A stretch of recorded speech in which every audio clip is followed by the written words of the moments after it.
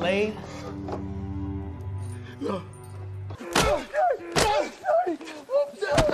Awesome eternal justice, thou shalt answer for this sin. Hai guys, kali ini saya mencoba merangkum film yang berjudul 12 Years a Slave. Film ini dirilis pada tahun 2013. Saya doakan untuk para penonton sehat selalu, dimurahkan rezeki dan diberi umur panjang. Makan ketimun di pinggir kolam daripada melamun, mending kita nonton film. Film ini diawali dengan seorang pemain biola yang sangat mahir sedang memainkan biola di acara pesta. Ia bernama Solomon Northup. Ia memiliki 2 orang anak, 1 perempuan dan 1 laki-laki. Be good for your mother. Okay, Alonzo? Travel safely. Stay safe. Mereka tinggal di Saratoga, New York pada tahun 1841. Suatu pagi ia datang ke acara pesta seperti biasanya untuk bermain biola. Ia diperkenalkan kepada 2 orang oleh Tuan Moon, yaitu Brown dan Hamilton. Mereka berdua mengaku sebagai pemain sirkus dan sedang mencari pemusik yang handal. Mereka akan menggabungkan pertunjukan sirkus dan diiringi dengan musik. It is a spectacle unlike most have ever witnessed. Rats from the orange who contort themselves in the... Ia diimingi dengan penghasilan yang banyak, $1 setiap harinya, dan $4 untuk pertunjukan setiap malamnya, dan akan diberikan gaji yang cukup. Solomon tanpa curiga mengikuti kata-kata 2 orang itu. Akhirnya mereka sampai di Washington dan melakukan makan bersama. Solomon langsung mendapatkan bayaran $43 hari itu juga. Karena banyak minum alkohol, ia menjadi mabuk dan tidak sadarkan diri. Tersadar tangan dan kakinya sudah terikat rantai besi di sebuah ruangan. No shame in it. No shame. Tomorrow you will feel as well and refreshed as if... Ternyata Brown dan Hamilton menjual Solomon kepada seseorang untuk dijadikan budak. Datang 2 orang lainnya yang ia tidak kenal ke dalam ruangan. Solomon meminta untuk dibebaskan, ia bukanlah seorang budak. Orang tersebut tidak mau tahu Solomon bukanlah dari Saratoga melainkan dari Georgia, dan kini statusnya bukanlah orang yang bebas. From Georgia. Ia dipukuli dengan menggunakan kayu karena ia tidak mengakui sebagai budaknya. Slave. Ia tidaklah sendiri, ternyata ada 2 orang pria dewasa lainnya yang bernasib sama dengannya. Dan seorang wanita yang dijadikan budak. Mereka disuruh untuk mandi dan diberikan pakaian agar terlihat rapi. Solomon masih tidak percaya bahwa dirinya dijual untuk dijadikan budak. Lalu mereka dibawa menggunakan kereta kuda pada malam hari untuk dinaikkan ke kapal laut dan dibawa ke wilayah selatan Amerika. Seorang lainnya berkata, jika ingin selamat, jangan memberitahu yang sebenarnya, jangan mengatakan bisa membaca ataupun menulis. Days ago I was with my family. Now you tell me all is lost. Mereka pun sampai di pelabuhan. Orang yang bernama Clemens dibebaskan dari perbudakan. Seseorang menunjukkan surat pembebasannya. Solomon termenung, ia teringat beberapa hari lalu bersama istri dan kedua anaknya pergi ke toko Mr. Parker untuk membeli sutra terbaru. It's beautiful. At what price? We will take it. Forgive me, Solomon. Mrs. Northup, the customer wait. Mereka dipanggil satu persatu dengan nama yang berbeda dari aslinya dan harus berdiri.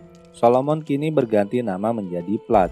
Lalu mereka dibawa dengan menggunakan gerobak menuju rumah untuk dijual kepada para juragan perkebunan. Elisa dan Platt dibeli oleh juragan kebun yang bernama Ford. Mereka berdua dibawa Ford menuju ke rumahnya dengan kereta kudanya. Mereka dibawa pengawas perkebunan yaitu John T. Beats dan Chapin. Mereka dipekerjakan sebagai tukang kayu, menebang kayu di hutan lalu membawanya dan membelah menjadi papan. Suatu hari, Platt mempunyai ide untuk membawa kayu dari hutan menuju rumah agar dilewati sungai. Tetapi Beats meremehkan pendapat Platt tersebut. Platt berkata pernah bekerja membuat kanal Champlain di bawah William Van Nortwick. Mr. Ford terkesan akan ide itu, ia diberi mandat untuk menjalankan ide tersebut. Mereka memulai pekerjaan dengan mengikat satu persatu batang kayu dan dijadikan satu lalu diceburkan ke kali. I'm told. Yes, sir. Platt, you are a marvel. Ide itu ternyata berhasil dan dapat memangkas waktu. Platt dihadiahi biola oleh Tuan Ford. Sedangkan Elisa selalu menangis karena terpisah oleh kedua anaknya. Tibiat selalu mendatangi Platt. Ia sangat tidak suka terhadap dirinya. Platt mau dicambuk oleh Tibiat. Ia melawannya. Master Timmy's wants to whoop me for using the nails you gave. Tibiat membawa dua temannya yang lain. Platt digantung oleh mereka bertiga. Chapin datang untuk mengusir Tibiat dan dua orang temannya tersebut. Ford melepaskan gantungan di leher Platt. Ia dibawa ke dalam rumah dan menjaganya dari ancaman Tibiat. Platt dikirim ke temannya Edwin Epps. Ia akan mengambil alih Platt karena di tempat sekarang sudah tidak aman lagi. You must know that I'm not a slave. Tell if I'm being a nigger breaker, but truthfully, I could find no others who would take you. Keesokan harinya, Platt berada di tempat kediaman Edwin. Ia sangat kejam terhadap para budak. Sedikit kesalahan akan mendapatkan hukuman cambuk di badannya. Shall be beaten with many stripes. Edwin memiliki perkebunan kapas. Jika dalam memetik kapas tidak memenuhi target perharinya, maka akan mendapatkan cambuk kembali. Seorang budak dapat memetik kapas hingga 500 pon dalam sehari. Ia bernama Patsy. Ia terbanyak memetik kapas dalam sehari di antara budak yang lainnya. Malam harinya, Edwin menyuruh para budak menari, sedangkan Platt memainkan biola. Istri Edwin sangat kesal terhadap Patsy, lalu melempar Patsy dengan botol minuman. Pagi harinya, mereka bekerja memetik kapas kembali. Setelah memetik kapas, Platt disuruh istri Edwin ke Bartholomew untuk membeli beberapa kebutuhan. Platt berniat melarikan diri, tapi malah bertemu dengan orang lain yang sedang menghukum gantung budaknya. Ia akhirnya mengurungkan niatnya melarikan diri. Trouble? No, man. No trouble. Besoknya Platt disuruh Edwin untuk menjemput Patsy. Setelah menjemputnya, Platt menyuruh Patsy langsung menuju kamarnya. Ternyata perintah itu didengar oleh Edwin. Edwin sangat marah kepada Platt. Akhirnya istri Edwin datang dan peristiwa tersebut berlalu.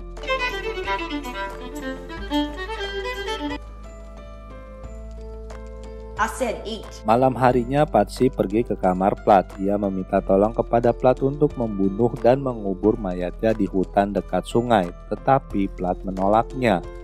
Edwin mengalami gagal panen kapas karena tanamannya dimakan hama ulat. Ia menyalahkan para pekerja sebagai pembawa sial. Mereka dicambuki kembali. Lalu Edwin membawa para budaknya ke rumah Hakim Tunar untuk dipekerjakan di sana. Mereka menjadi pekerja pemotong rotan. Platt disuruh memainkan biola saat acara ulang tahun pernikahan teman dari Hakim Tunar tersebut.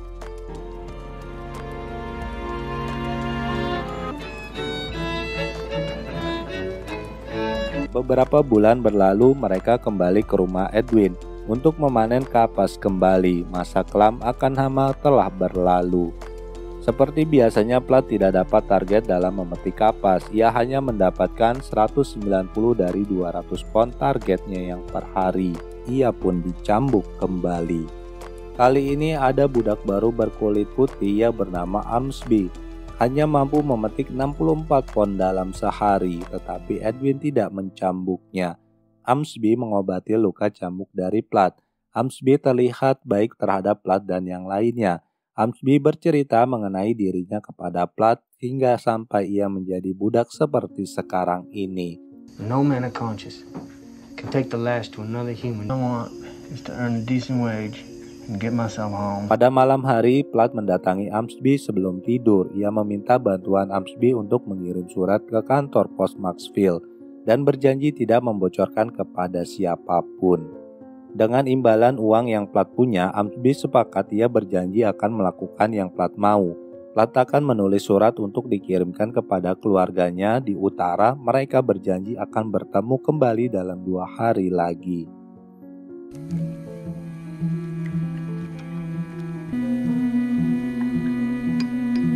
Besok malamnya Edwin mengetahui bahwa Platt akan menulis surat untuk dikirim melalui kantor pos Maxfield.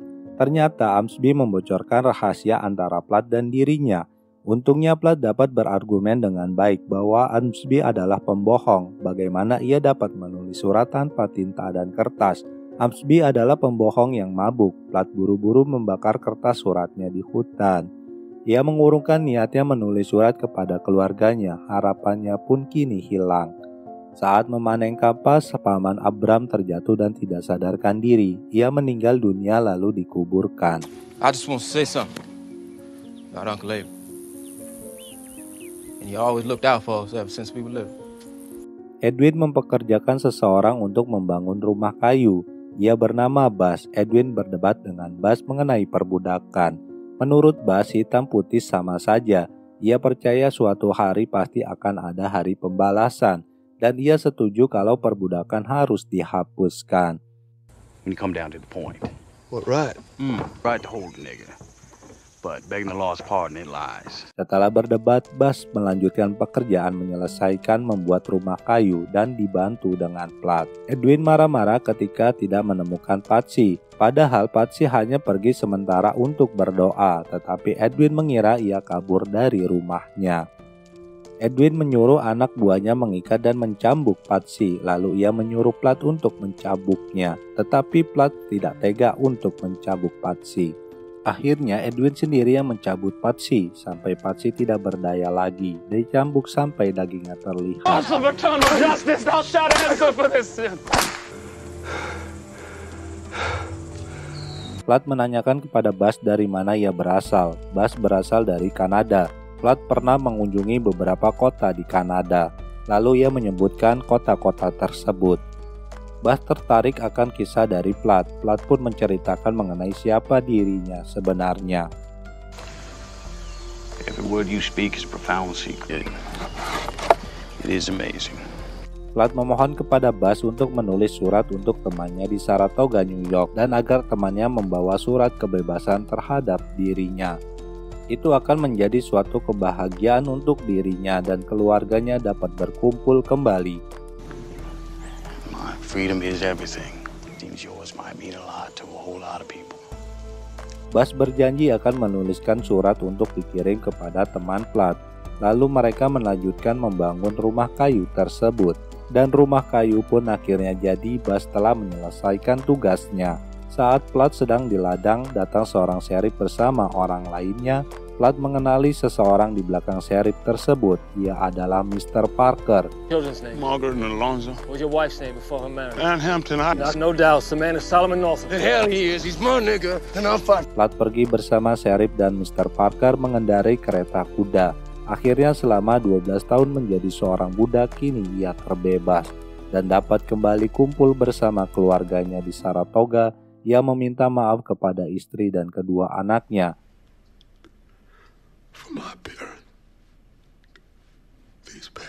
Ternyata ia sudah memiliki cucu dari anak perempuannya. Solomon Northup adalah satu dari sekian korban penculikan yang mampu bebas dari perbudakan. Solomon menuntut orang yang bertanggung jawab atas penculikannya, tetapi ia tidak bisa bersaksi melawan orang kulit putih di pengadilan negeri.